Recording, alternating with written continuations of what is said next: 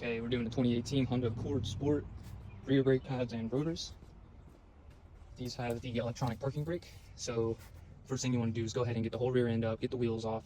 You're going to need a scan tool. If you do not have a scan tool, there is another way. You can remove these Allen keys, the bolts for those, and then pop the motor off, and you can actually manually release the caliper piston so you can compress it.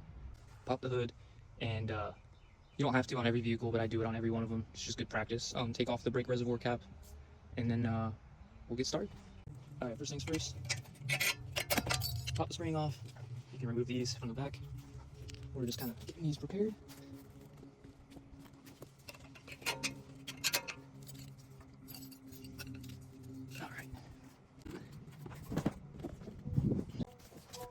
All right, so you're gonna plug into the OBD2 port. Push start button twice. Get the car on. Look at that, already connecting. Active retracts the electronic brake. Beautiful. Okay. The brake pad might stick a little bit, but if you can push them off of the caliper, this will slide right off. Take these off.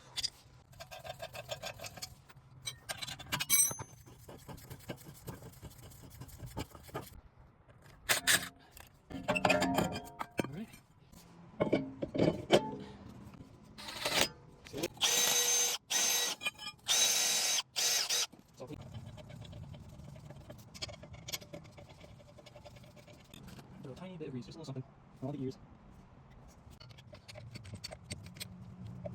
Press this in. There's a tool like 25 bucks, right? Pad with this little compression spring on the side. Get some of that grease on there. And